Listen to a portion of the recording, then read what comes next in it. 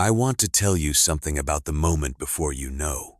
Not the moment of discovery, the moment before it. The moment when you are standing in the hallway of your own house, or sitting across from your spouse at dinner, or driving home from a completely ordinary errand, and something in you knows but has not yet been confirmed. The moment when the information is there, somewhere, and your body understands it before your mind is caught up. I lived in that moment for approximately 6 months. My name is Frank. I'm 51 years old. I was married for 20 years to a woman named Karen. We have 3 children, a son who is 22, a daughter who is 19, and another daughter who is 16. 20 years is a long time to know someone. And yet there were 6 months when I lived alongside someone I knew and did not know simultaneously. Karen and I met when we were 28. We married when I was 30 and she was 29.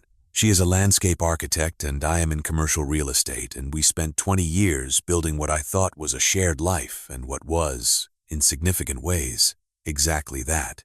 The moment before I knew started when I noticed that Karen had stopped being tired. I know that sounds like a strange thing to notice, but let me explain. Karen has always been a person with a full professional life and 2 decades of parenting and all the accumulated exhaustion that those things produce. She was tired in the specific, matter-of-fact way of someone who has accepted that this is what life looks like for a while. And then, approximately 2 years ago, she stopped being tired. She became energized in ways I could not account for. She started exercising more. She started taking better care of herself, which sounds like a good thing and in many ways looked like a good thing from the outside. But there was a quality to it that I felt without being able to name. An energy that did not seem to be coming from the things I knew about.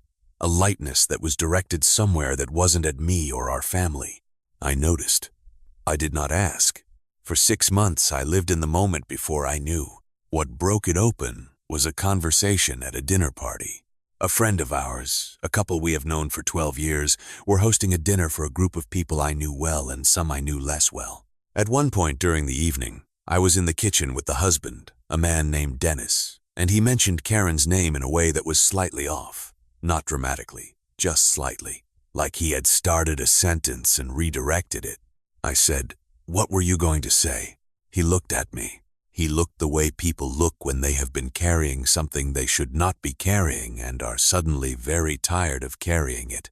He said, "Frank, I'm not sure I'm the right person to tell you this." I said, "Tell me anyway." He told me he had seen Karen twice in the past 2 months in places where she should not have been, with someone who was not me, in circumstances that he had been hoping to be able to explain away and had not been able to. The someone was a man Karen had met through a professional association. He was 53. He worked in a related field. He had been, apparently, in Karen's life for approximately 18 months. I thanked Dennis. I drove home with my wife in the car and I did not say a word about what I had learned. I spent 2 weeks building the picture on my own before I talked to anyone. Phone records, a credit card I had not been watching carefully, the calendar Karen kept on her laptop, which she had left open one evening when she stepped out of the room. The picture was consistent with what Dennis had described and more extensive than I had expected. I called an attorney on a Monday. Her name was Maria Torres. She had practiced family law for 20 years and she said, "Frank, in 20 years of this work, I have never seen a case where taking 2 extra weeks to understand the full situation before making any move was the wrong decision. You did the right thing." She helped me understand what I had in legal terms. 20 years of marriage, 3 children, a house, significant retirement assets, my commercial real estate investments. The picture was complex in the way that long marriages are complex. Karen, when I confronted her, was different from what I expected. She did not deny it. She said, "Frank, I owe you an honest conversation and I have been trying to figure out how to have it for a very long time." I said, "What does the honest conversation look like?" She said, "It looks like me telling you that I have been unhappy for several years and that instead of telling you that, I made a different choice. And that choice was wrong, and I'm sorry." I said, "What were you unhappy about?" She said, "Us. The way we had stopped seeing each other.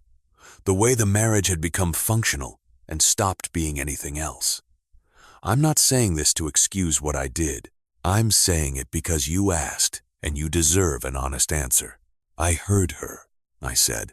I wish you had told me that instead. She said, I know. I'm sorry I didn't. We tried counseling for 3 months. Karen ended the relationship. We worked at the marriage with the specific difficulty of people who have been honest with each other, possibly for the first time in years, and who are trying to figure out whether honesty is enough. It was not enough. What it produced was something I value more than I expected. A clear understanding of what had gone wrong, shared between both of us, that made it possible to end the marriage without destroying everything else. The divorce took a year. It was not easy. It was not supposed to be. 20 years and 3 children do not dissolve easily and should not. What they can do, when handled carefully, is transform into something that allows both people to continue to parent well and continue to exist in a shared world without the weight of an unresolved ending. My youngest daughter is 16. She lives with me during the week and with Karen on alternating weekends. She asked me once whether I still loved her mother. I said, I will always love who your mother was during the best years of our marriage. What changed is that I couldn't save what the marriage became. Those are different things. She said, that's kind of sad. I said, yes, but it's also true. And I'd rather have the true version. She said, me too. She is 16. She handles truth better than most adults. The moment before you know is where most of us live for too long. We feel the change in the air and we explain it away, and we live inside the not knowing because the knowing seems too costly. The knowing was costly.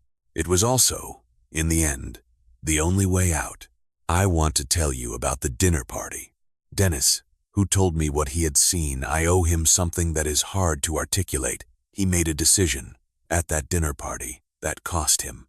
Not immediately and not dramatically, but it cost him. Karen and he had known each other professionally for years, and telling me what he told me changed the nature of things with her, inevitably, in ways that were uncomfortable for a while. He called me about 3 months after the divorce was filed.